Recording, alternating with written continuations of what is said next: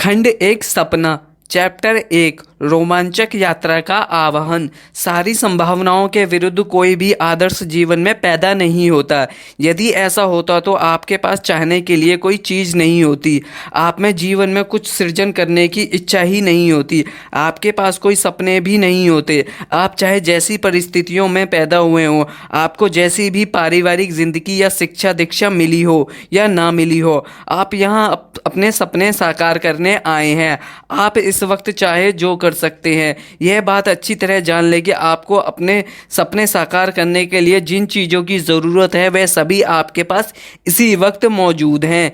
Anastasia शोर, संस्थापक Anastasia Beverly hills. मैंने शून्य से शुरुआत की थी। मैंने वाकई शून्य से शुरुआत की थी। हमारे पास बिल्कुल भी पैसा नहीं था। मैं यहाँ की भाषा नहीं बोल पाती थी। मुझे ज़रा भी पता नहीं था कि किसी पाश्चात्य देश में क्या होता है, यहाँ कैसी मानसिकता होती है, यहाँ का आर्थिक तंत्र कैसा होता है। मैं तो यहाँ यह भी नहीं जानती थी कि चेक कैसे काटा जाता है, क्योंकि रोमानिया में हमारे यहाँ चेक नहीं थे। मैंने दरअसल शुरुआत से सीखने की शुरुआत की थी। पॉल और फेलिया, संस्थापक किंकोज। सेकंड ग्रेड में बहुत ज़्यादा बच्चे फेल नहीं होते, लेकिन मैं हुआ था। मैं वर्णमाला नहीं सीख सकता था, मैं पढ़ नहीं सकता था, मैं हमेशा मुश्किल में रहता था, मैं खुद पर काबू नहीं रख पाता था, मैं बहुत आवेगशील था। आखिरकार मुझे 16 साल की उम्र में हाई स्कूल से निकाल दिया गया। हमारे जीवन में परिस्थितियां जितनी ज़्यादा मुश्किल होती हैं और संभावनाएं हमारे जितनी ज़्यादा खिलाफ होती हैं, वह हमें सपने की खोज में आगे बढ़ाने वाली उतनी ही बड़ी उत्प्रेरक होती हैं। पीटर फोयो, प्रेसिडेंट नेक्सटेल कम्युनिकेशंस, मैक्सिको। मेरे माता पिता अमेरिका में आकर बसे अप्रवासी थे। हमने शून्य से शुरुआत की थी। मुझे याद है कि मेरी पैंट टखनों के ऊपर रहती थी। पिताजी जिस देश से आए थे वहाँ वे सेनानायक थे, लेकिन अमेरिका आने के बाद अंततः वे चिमनी साफ करने का काम करने लगे। लेयर्ड हैमिल्टन, बड़ी लहरों के सरफर। मैं जातीय दृष्टि से तनावपूर्ण माहौल में बड़ा हुआ था, जहाँ लोग मुझे इसलिए नफरत करते थे क्योंकि मैं उस जाति में पैदा हुआ था। मेरे पास वे सारे अभाव थे जो सफलता के लिए जरूरी होते हैं। लैरी एलिसन, ओरेकल कॉरपोरेशन के सह संस्थापक। जॉन पॉल डिजोरियो, सह संस्थापक जॉन पॉल मिचेल सिस्टम्स। मैं 23 साल का था और मेरा बेटा 2.5 साल का। उस वक्त मेरी पत्नी हमें छोड़कर जा चुकी थी। 3 महीने से हमने मकान का किराया नहीं चुकाया था, इसलिए हमें घर से निकाल दिया गया। हमें मजबूरन कार में सोना पड़ा। हम बस इस तरह जिंदा बचे कि हम सोडा बोतल इकट्ठी करने में जुटे रहते थे और उनके बदले में हमें कुछ पैसे मिल जाते थे। युवावस्था की इन स्थितियों को देखते हुए यह यकीन करना मुश्किल है कि आगे चलकर जॉन पॉल डिजोरियो ने जॉन पॉल मिचेल सिस्टम जैसी बेहद सफल हेयर प्रोडक्ट कंपनी बनाई। जॉन पॉल ने अपने लिए एक ऐसा जीवन बनाया जो उनके शुरुआती जीवन से बिल्कुल अलग था, और उन्होंने जिन गुणों का इस्तेमाल करके ऐसा किया वह इस वक्त आपके भीतर भी हैं। जीएम राव, मैकेनिकल इंजीनियर, संस्थापक जीएमआर समूह। मैंने शून्य से शुरू किया था। मेरा गांव छोटा था, वहां सिर्फ 5000 लोग रहते थे। ना फोन था ना बिजली। हमारे पास ठंडे पानी की एक बोतल रहती थी जिससे हम सभी साझा करते थे। हमारे दूध और शक्कर का मासिक कोटा रहता था जिसके लिए हमें कतार में खड़े होना पड़ता था। चाहे आप भारत में पैदा हुए हों या ऑस्ट्रेलिया में, अमेरिका में, फ्रांस में, सिंगापुर में, आपकी शुरुआती परिस्थितियों से यह तय नहीं होता है कि आप कैसा जीवन जिएंगे। अपने सपनों को साकार करने के लिए आपको जितनी भी मानवीय शक्ति या गुणों की ज़रूरत है वे सभी आप में पहले से मौजूद हैं। संभावनाएं आपके कितनी भी खिलाफ नज़र आती हों, आपके भीतर हर ज़रूरी चीज़ है जो वह बनने या करने में आपको सफल बना सकती है, जो भी आप बनना या करना चाहते हो। Peter Carroll, NFL coach, Seattle Seahawks. एक बार जब मैंने कॉलेज में फुटबॉल खेल ली तो इसके बाद मैंने किसी एनएफएल टीम और फिर वर्ल्ड फुटबॉल लीग टीम में शामिल होने की कोशिश की, लेकिन जब मुझे आखिरी बार ठुकराया गया तो मैं सकते में आ गया। मुझे दूसरी कोई दिशा सूझ नहीं रही थी, क्योंकि मैंने तो हमेशा से सिर्फ खेलने के बारे में ही सोचा था। मेरे सामने अचानक यह सवाल आ खड़ा हुआ, अब क्या?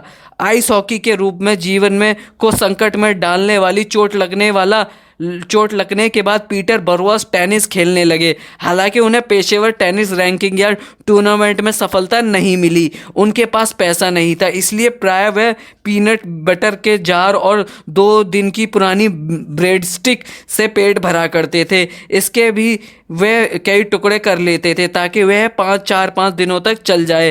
टेनिस सर्किट पर 7 साल रहने के बाद पीटर को रिटायर होना पड़ा और एक बार फिर उन्होंने खुद को ऐसी स्थिति में पाया जहां सफलता की संभावना शून्य नजर आ रही थी। पीटर बरवॉस टेनिस कोच संस्थापक पीटर बरवॉस इंटरनेशनल। जब हमने टेनिस मैनेजमेंट कंपनी बनाने के बारे में सोचा तो 16 अन्य कंपनियां पहले से ही काम कर रही थी। मेरे पास उन सबसे कम पैसे, आर्थिक सहारा और टेनिस प्रतिष्ठा थी। हमारे पास ऑफिस में एक भी कुर्सी नहीं थी, इसलिए पहले 2 सालों में हमारी बैठकें फर्श पर ही होती थी। बाहरी संसार की परिस्थितियां यह तय नहीं करती हैं कि आपके सपने पूरे होंगे या नहीं। इससे कुछ भी तय नहीं होता कि आपके पास कितना पैसा है, आप कितने शिक्षित हैं, आप किसे जानते हैं या आपके पास कितना अनुभव है। सब कुछ इस बात से तय होता है कि आप अपने भीतर की योग्यताओं को कैसे खोजते हैं और बाहरी जगत में सामने आने वाली हर बाधा से उबरने में उनका कैसा इस्तेमाल करते हैं। हर सफल व्यक्ति ने यही किया था और यही आप भी कर सकते हैं। माइकल एक्टन स्मिथ, संस्थापक माइंड कैंडी यूनिवर्सिटी में मेरी टॉम से मित्रता हुई और हमने मिलकर कारोबार खड़ा करने का निर्णय लिया। हमारे पास ज़्यादा पैसा नहीं था। सच तो यह था कि हम पर यूनिवर्सिटी का कर्ज था। कारोबार करने का पैसा तो हमारे पास तब आया जब हमने एक दिन अखबार में विज्ञापन देखा जिसमें लोगों से बुनियादी तौर पर कहा गया था कि वह चिकित्सा विज्ञान को अपने शरीर को बेच दें, यानी एक नई एंटी माइग्रेन दवा के परीक्षण में हिस्सा ले। हमने ये जोखिम उठाया और इसके बदले में हम दोनों को 400 पाउंड मिल गए। यह जानकर मेरी माँ दहशत में आ गई। मेरे ख्याल से यह भी एक कारण था जो उन्होंने हमें इतना ज़्यादा सहारा दिया। उन्होंने हम दोनों को 1,000 पाउंड दिया और टॉम के माता पिता ने हमें अपनी अटारी का इस्तेमाल करने दिया। 10 साल पहले मेरी ज़िंदगी अच्छी तरह चल रही थी और मैं टेलीविज़न उद्योग में सफलता की सीढ़ी पर चढ़ रही थी। तभी अचानक एक के बाद एक कई बुरे हादसे हुए और कुछ ही महीनों में मेरी पूरी ज़िंदगी बिखर गई। मैं हताशा में डूब गई, लेकिन उसी पल मैंने एक रहस्य खोजा जो अंततः एक फिल्म और मेरी पहली पुस्तक में बदल गया। जब आपका जीवन मिलकर राख हो जाता है तो उस राख से एक नया जीवन उत्पन्न होता है। मैस्टिन कीप, प्रेरक लेखक संस्थापक द डेली लव। जब मैं पहली बार हॉलीवुड आया तो मैं संगीत मैनेजर बनना चाहता था। यह दरअसल कारगर नहीं हुआ। हॉलीवुड सबसे प्रेमपूर्ण माहौल के लिए विख्यात नहीं है। मैंने खुद को शराब व नशीले पदार्थों में डुबो लिया और मैं तलहटी तक पहुंच गया।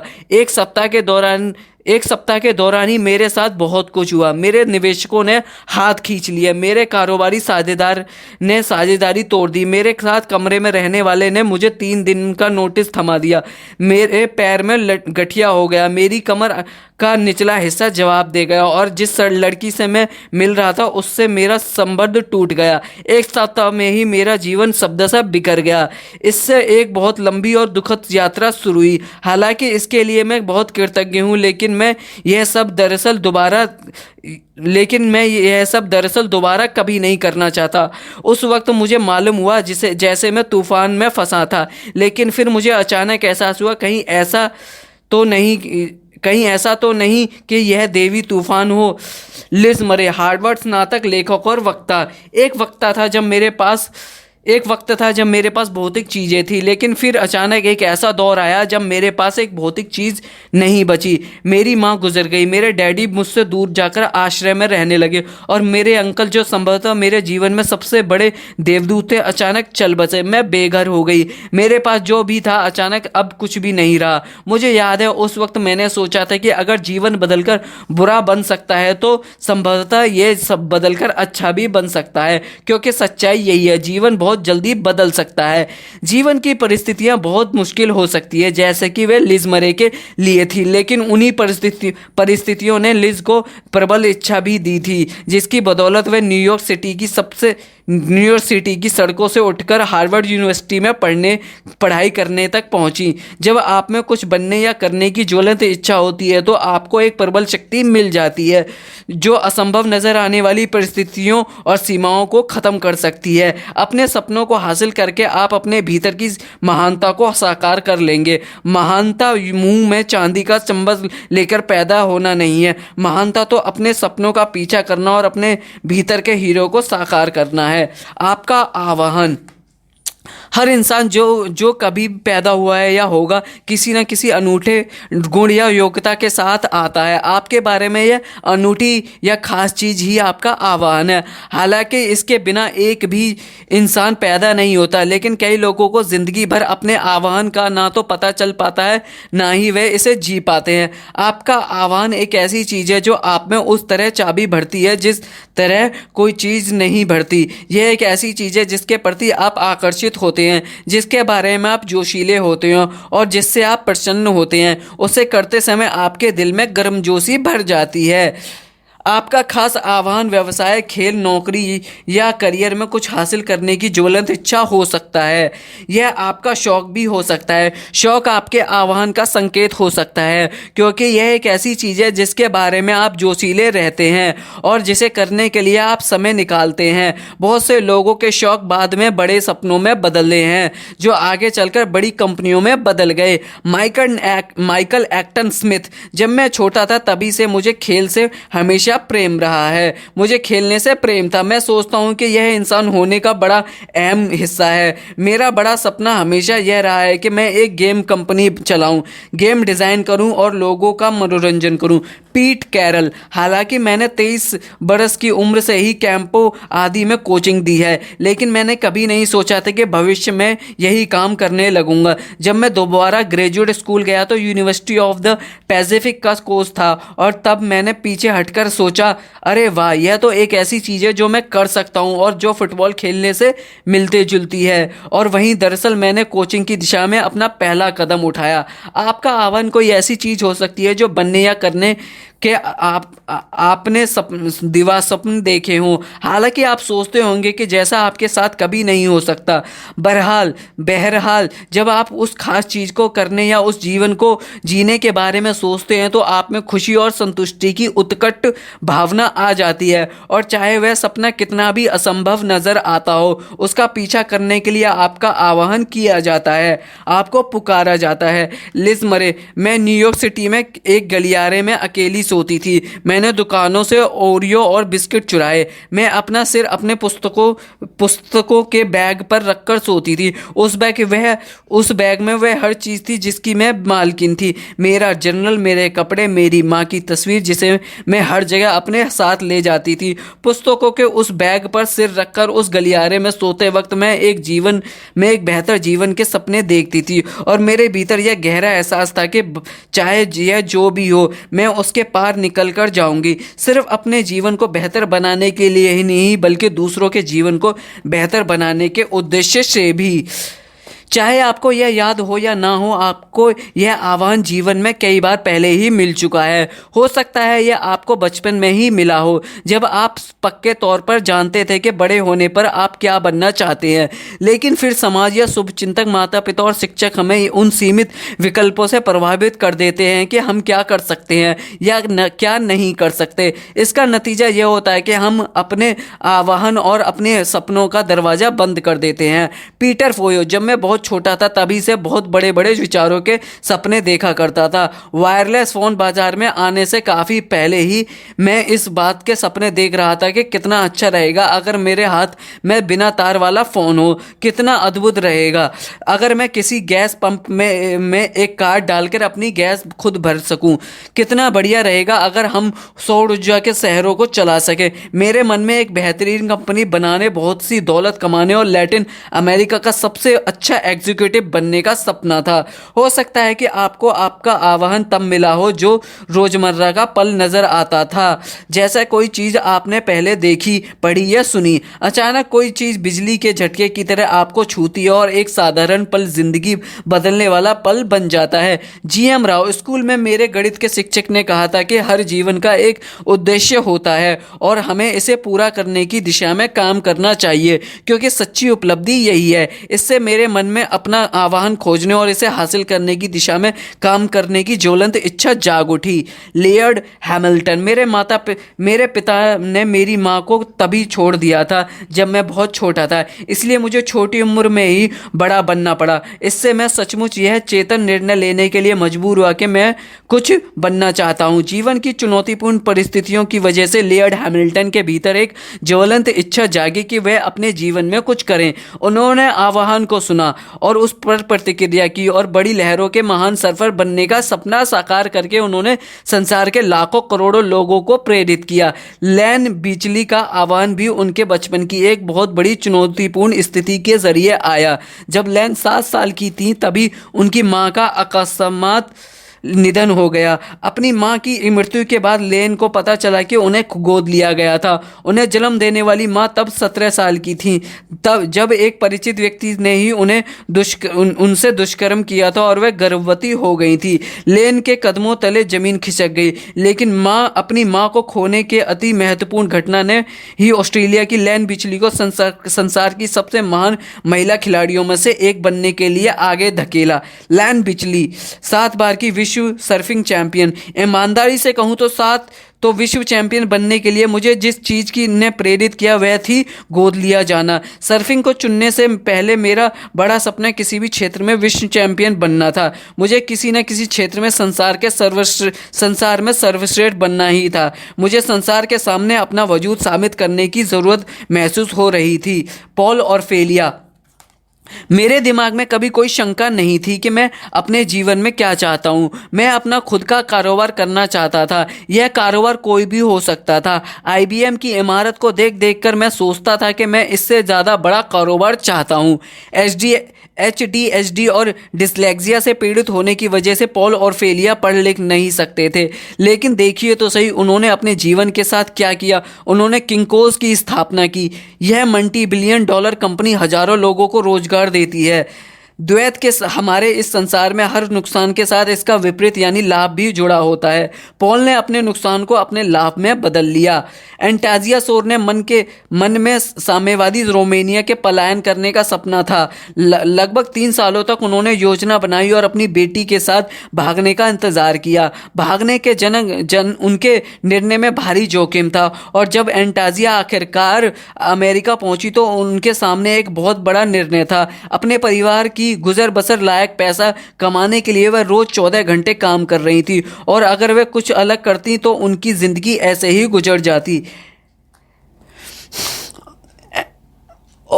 और अगर वो कुछ अलग नहीं करती तो उनकी ज़िंदगी ऐसे ही गुजर जाती। एनेटाजिया सोर, मुझे कुछ करने की ज़रूरत थी। मुझे यह साबित करने और पता लगाने की ज़रूरत थी कि इंसान के रूप में मैं कौन थी, मेरा मूल्य क्या था। मैं ये नहीं कह रही हूँ कि वह भयावह नहीं था, क्योंकि वह भयावह था, लेकिन मैंने सोचा इसलिए तो मैं इस देश में आई हूँ। यह अवसरों का देश है, मुझे यह करना ही है, वरना मैं यहाँ आई ही क्यों हूँ। रोमानिया के जीवन से खराब जीवन जीने नहीं। रोमानिया से बहुत मुश्किल परिस्थितियों में रहने के बाद एनेटाजिया ने एक खास चारित्रिक शक्ति और संकल्प आया जो उन्हें हर बाधा से के पार ले गया तथा इसकी बदौलत अपना खुद का व्यवसाय बनाने का उनका सपना साकार हो गया। यह व्यवसाय अब एक साम्राज्य बन चुका है जिसके अमेरिका में 1000 से अधिक और बाकी संसार में 600 से ज़्यादा आउटलेट हैं। इसके अलावा संसार के कई देशों में उनके सैलून भी हैं। जीवन की कोई भी परिस्थिति 100% नकारात्मक नहीं होती। हर नकारात्मक परिस्थिति के साथ उसका विपरीत भी जुड़ा होता है। इसलिए हर बुरी दिखने वाली चीज़ के भीतर कोई थोड़ी अच्छाई भी छुपी होती है। जीवन में महत्वपूर्ण यह नहीं है कि आपके साथ कितनी नकारात्मक परिस्थितियां हैं, महत्वपूर्ण तो यह है कि आप इनके भीतर छिपे सुनहरे अवसरों के साथ क्या करते हैं। आपका आह्वान किसी सपने का अनुसरण करने के लिए तब तक नहीं किया जाता जब तक कि आपके पास उसे साकार करने के बहुत से तरीके ना हो। यह असंभव है कि आपके पास कोई ऐसा सपना है जिसे आप कम से कम साकार करने की स्थिति में ना हो।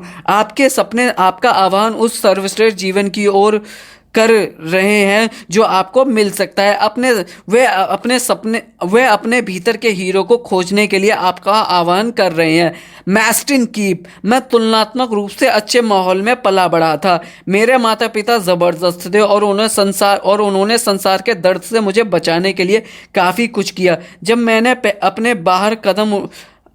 अपने बाहर कदम रखा और दूसरों का दर्द देखा तो मुझे यह एहसास हुआ कि मैं इस बारे में कुछ कर सकता हूँ। इससे यह बात एकदम साफ हो गई कि मैं अपने जीवन में दरअसल कोई दूसरी चीज़ कर ही नहीं सकता था। मेरा सपना आधुनिक संस्कृति की प्रेरणा व बुद्धिमत्ता के साथ मिलाना रहा है ताकि हम ज़्यादा से ज़्यादा लोगों तक पहुँच सकें। यदि आप आह्वान सुनते हैं और इस पर इसलिए प्रतिक्रिया नहीं करते हैं क्योंकि आप बहुत ज़्यादा घबरा जाते हैं तो या आपको यकीन नहीं होता कि आप इसे हासिल कर सकते हैं, तो कई बार परिस्थितियां आपको अपने सपने का पीछा करने के लिए धकाएंगी, जैसे कि मेरे साथ हुआ। मैं एक नेटवर्क में टेलीविज़न प्रोड्यूसर के रूप में काम कर रहा था और अपनी खुद की टेलीविज़न प्रोडक्शन कंपनी शुरू करने का सपना देखता रहता था। मैं ऐसा कभी नहीं कर पाता क्योंकि मेरे पास पालने के लिए एक परिवार था। मुझे नौकरी में अच्छी तनख्वाह मिलती थी और हमें खाने तथा अपने सिर पर छत रखने के लिए धन की ज़रूरत थी। मैं अपनी पूरी ताकत से नौकरी की सुरक्षा को जकड़े रहा, हालांकि कई लोग मुझे खुद की कंपनी शुरू करने के लिए प्रोत्साहित कर रहे थे। फिर मुझे नौकरी से निकाल दिया गया। मैं सदमे में आ गया। अब हम कैसे खाएंगे? हम अपनी बेटियों की पढ़ाई के लिए पैसे कैसे देंगे? हम हाउस लोन की किस्त कैसे चुकाएंगे? मेरे पास एक विकल्प यह था कि मैं किसी दूसरे टेलीविज़न नेटवर्क में नौकरी कर लूं, लेकिन मैं जो कर रहा था उस काम पर लौटकर जाने का दिल नहीं हुआ। मुझे ऐसा हुआ कि चूंकि मुझे नौकरी से निकाल दिया गया था इसलिए मेरे पास खोने के लिए कुछ नहीं था। तो मैं हमारे बहुत सामान्य से मकान के पीछे वाले कमरे में प्लास्टिक की टेबल कुर्सियों पर बैठकर टेलीविज़न शो के विचारों पर काम करने लगा। मैंने एक विचार पर काम किया और एक टेलीविज़न शो के लिए योजना बनाई। हालांकि मुझे पता ही नहीं था कि उस पर अमल कैसे करना है, लेकिन उस विचार पर मुझे यकीन था कि इसलिए धड़कते दिल और कांपते कदमों के साथ मैंने ये विचार एक नेटवर्क के सभी एग्जीक्यूटिव के सामने पेश किया। शो को तुरंत मंजूरी मिल गई और प्रसारित होने पर यह जबरदस्त सफल हुआ तथा लंबे समय तक चलने वाली सीरीज बन गया। नौकरी से निकालकर मुझे आखिरकार अपने आह्वान का जवाब देने और अपना सपना जीने के लिए आदर्श परिस्थितियां दी गई थी और मैं आज तक इस बात के लिए कृतज्ञ हूं कि उस टेलीविजन नेटवर्क ने मुझे नौकरी से निकाल दिया। उसके बिना मैं अपने सपने का पीछा करने के लिए आह्वान से इनकार कर देता। तब मैं अपने जीवन की सबसे रोमांचक और संतुष्टिदायक यात्रा जीने से वंचित रह जाता।